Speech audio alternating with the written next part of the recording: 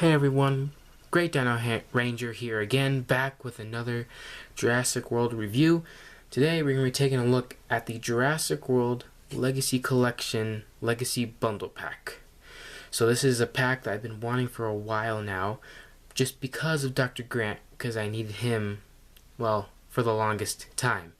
But also to build up my Raptor pack, my Compy pack, and my Gallimimus pack. But I still love the Dilophosaurus also. So first we're going to be taking a look at Dr. Grant, and then we'll move on with the other dinosaurs. So to start off with our review, we're going to be taking a look at Dr. Grant himself, the human of this legacy pack. So first impressions on this guy is that he's amazing. I wanted this size of a Dr. Grant figure for a long time. But just first impressions, it looks just like Sam Neill, and it looks like the character, especially the face. I just think it looks amazing. Everything is the right color. I love it. So we're gonna go off by articulation. Basically, your normal action figure movement. The head can turn, arms can swivel, elbow joint.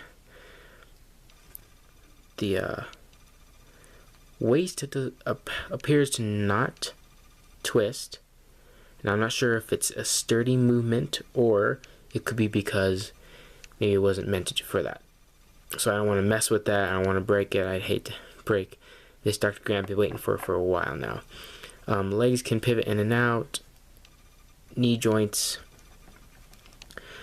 Yeah, really good figure. And I love the colors. It's like plain colors, and it definitely screams out Jurassic Park. You know, he got his hat, you got his little red bandana hidden back there, you got his belts painted good, his watch is painted good.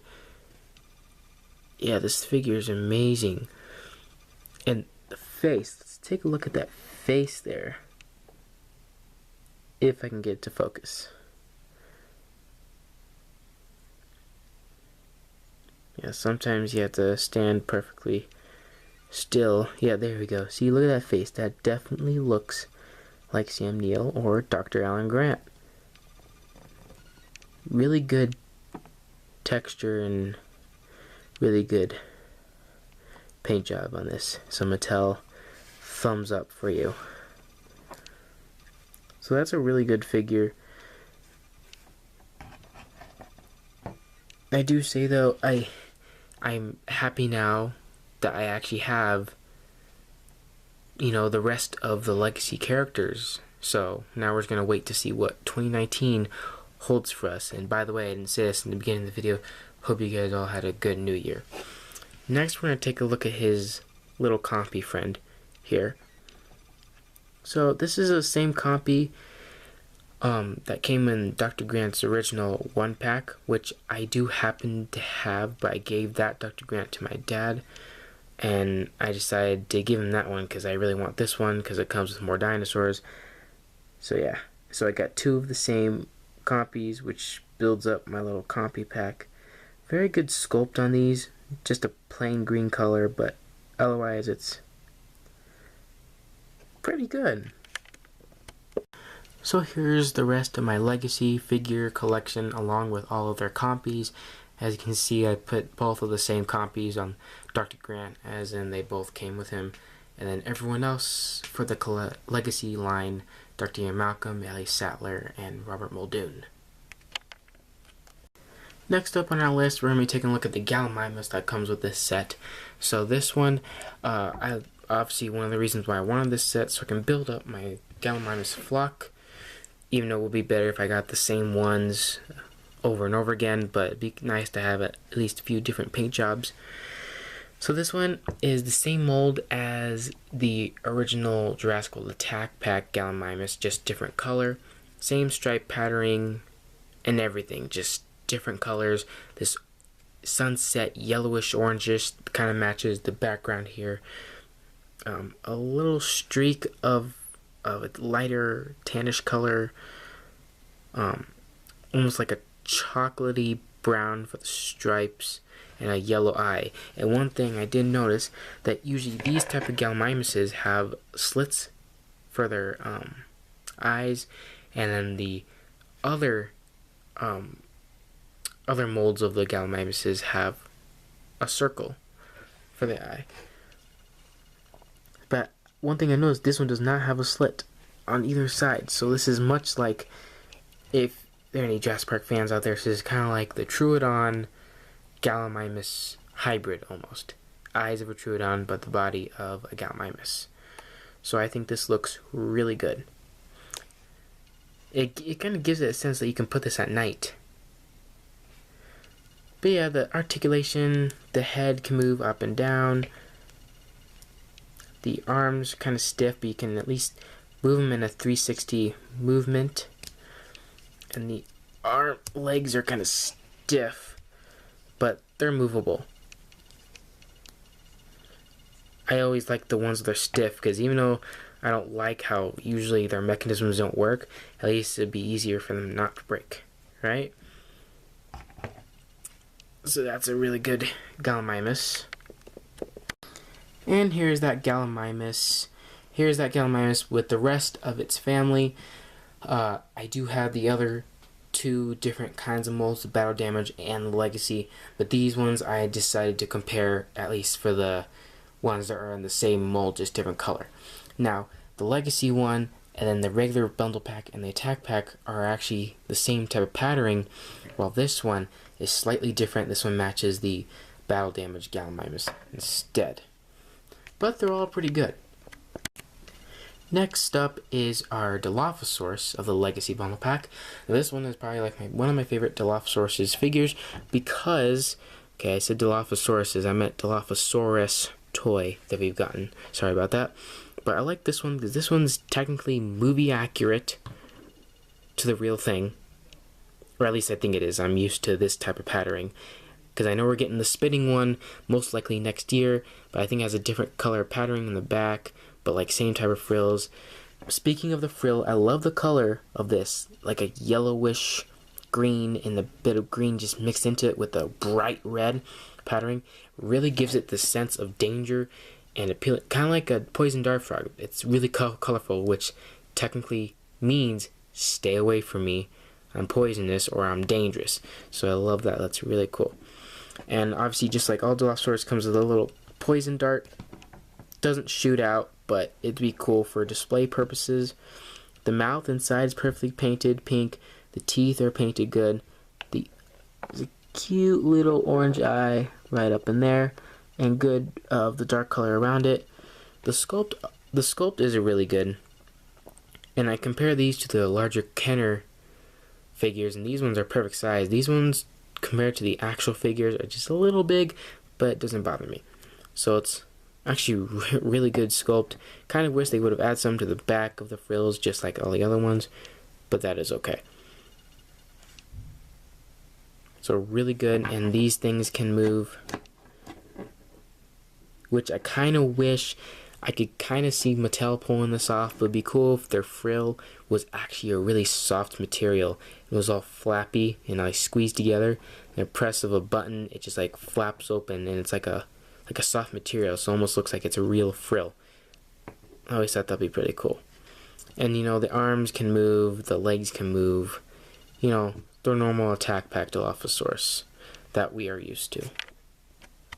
And here are my other Dilophosauruses of the Jurassic World Mattel line. At least these are the only ones I have. You got the all of them are pretty much the attack pack molds. So you got the Dilophosaurus from the Lockwood Manor, one from the first Jurassic Park, and that one wasn't from any movie. It's just a fun little color, but it's the same mold as the rest. Next up, we are going to be taking a look at the Velociraptors of this pack. There are two of them, so we're going to review one first, which is the one in front. So this one obviously is the 100% repaint of the millions of raptors just like this from pretty much the same mold as Blue or the Attack Pack Velociraptors, just different color. Now this one's part of the Legacy line, though I don't know what raptor this could have been from. Now this one is probably just an ordinary raptor that Mattel just came up with. I like it. Builds up your raptor pack pretty good. And obviously, pretty sure you guys might have blue, so you know the articulations, you know, arms, legs, and the jaw. Which this jaw is a little stiff, so that's really good. Mouth is painted good inside. The teeth are good. Love the orange piercing eyes. Good detail in the sculpt, and I love the coloration of the patterning in the back, though we all wish it would have continued up the tail. Yeah, it's a pretty good figure.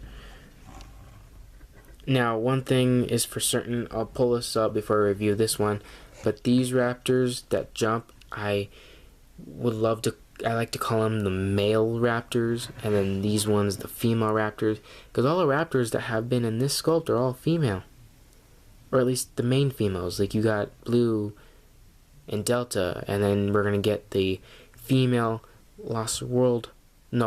female Jurassic Park 3 Velociraptor next year, or this year, I guess you can say. And then these ones, you get the Jurassic Park 3 male raptor and the Lost World male raptor. So I call these ones the males, these ones the females.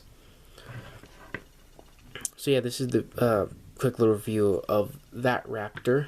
Next, we're taking a look at this raptor. Now this one, there's no raptor this color in the franchise.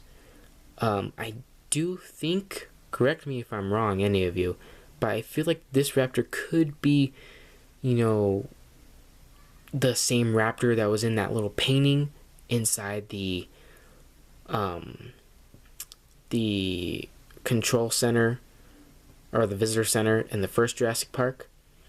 And if I can, a picture should be pulling up either before or after. I don't know. If I could, it should be up there. But that's why I think this could be based off of. I mean, that one did have a yellow eye, and this one does, so I'm probably correct. So this one's just like any other hopping raptor, same mold, same, you know, movable action, and the arms can move up and down, side to side. And the legs don't move, mostly for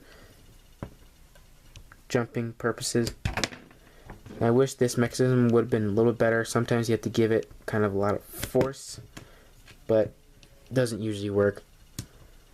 And there's articulation in the head. Now I like this one. This one has actual striping, unlike the Lost World one. Really wish this one was the Lost World. The other one could have been this one. I'm sure we all wish that, but otherwise, it's actually a really good raptor. I recommend this pack for any Jurassic fan or collector out there. Now here are the rest of the raptors. There are at least two more different sculpts, like the battle damage and then the raptor on all fours, but I'm just going to compare the ones that are the same sculpt. So you got the leaping raptor collection, which right now the only one I technically want is the JP3 male raptor. The blue version of this, I don't think I'll have one out of its package. I might get one that's in its package, which is probably the one I'm going to get for the Dino Rivals line. I'm going to keep the card and keep that blue inside its package, maybe. But here they are, Legacy bundle pack, and then the one pack for the Lost World, and then the other bundle pack. And here are the other raptors of the same mold. You got Blue, the raptor in the Lockwood Manor, and then the Legacy bundle raptor. So I hope you guys enjoyed this review video, and I hope to see you guys again for another video again. Hope you guys had a good New Year's, and I'm happy for 2019, which technically is good for Jurassic fans, you know, for the new toys coming out. That's what I'm looking forward to. And I hope you guys enjoyed this video, and I'll see you guys again for another review. Take care, guys.